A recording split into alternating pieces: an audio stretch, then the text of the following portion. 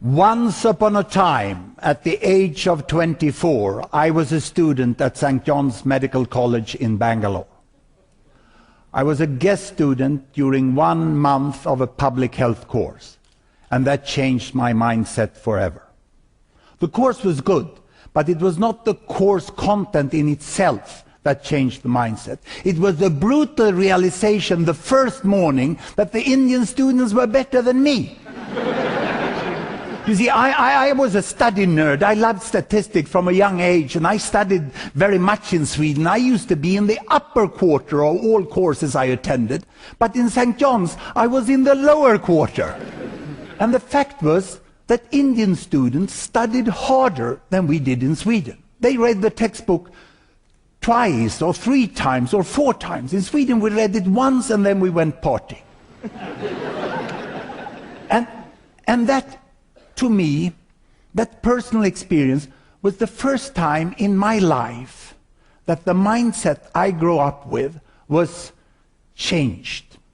And I realized that perhaps the Western world will not continue to dominate the world forever. And I think many of you have the same sort of personal experience. It's that realization of someone you meet that really makes you change the ideas about the world. It's not the statistics, although I try to make it funny. And I will now, here on stage, try to predict when that will happen, that Asia will regain its dominant position as the leading part of the world, as it used to be over thousands of years.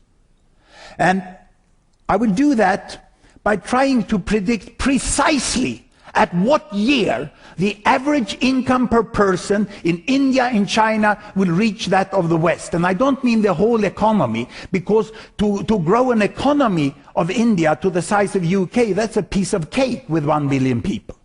But I want to see when will the average pay, the money for each person per month in India and China, when will that have reached that of UK and the United States?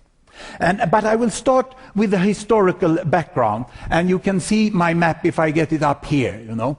I will start 1858. 1858 was a year of great technological advancement in the West.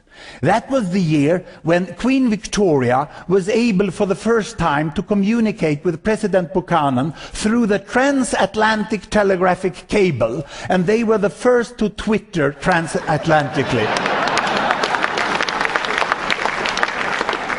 And I've been able, through this wonderful Google and Internet, to find